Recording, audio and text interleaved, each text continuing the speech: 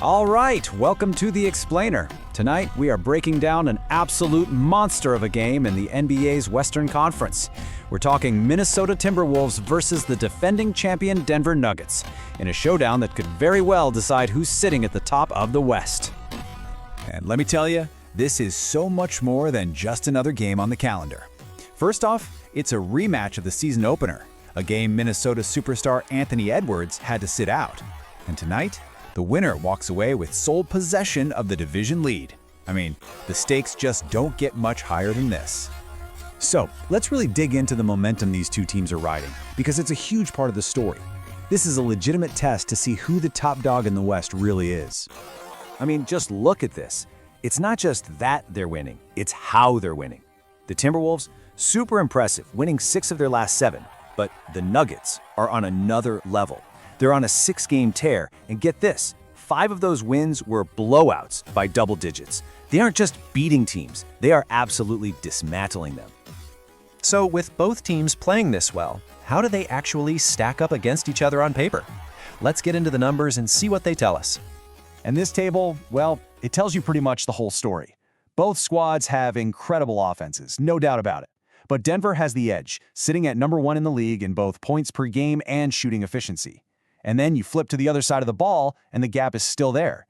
Denver has a top 3 defense, while Minnesota is solid, but just outside the top 10. The Nuggets are truly elite on both ends of the floor. And if you want to see what that looks like visually, here you go.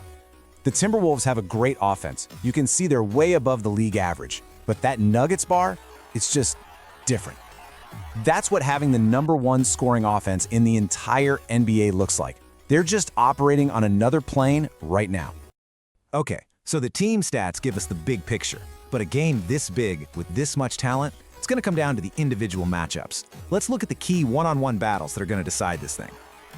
And first up, we've got what is, for my money, the main event.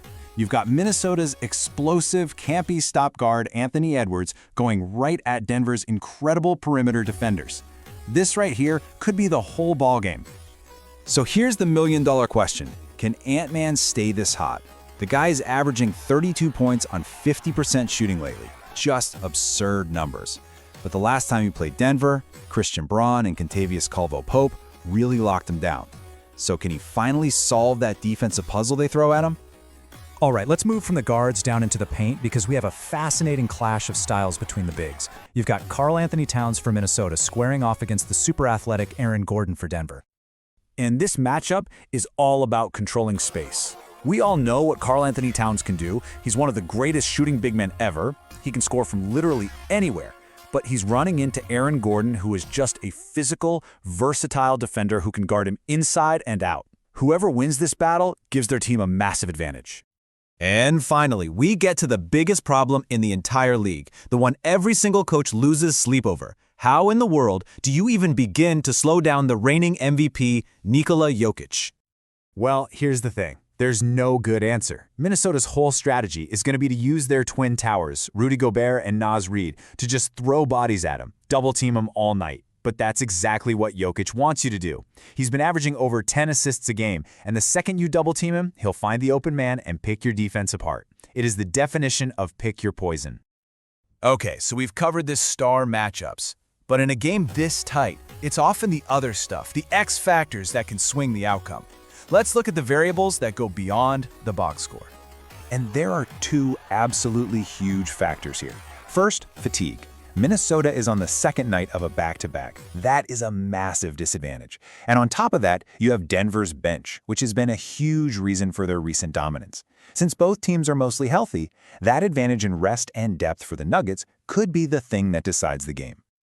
All right, we've broken down the stats, we've looked at the matchups, we talked about the X factors, so let's put it all together and see what the experts and the betting markets are saying. The betting line is razor thin. This number you see, 1.5, that's the point spread.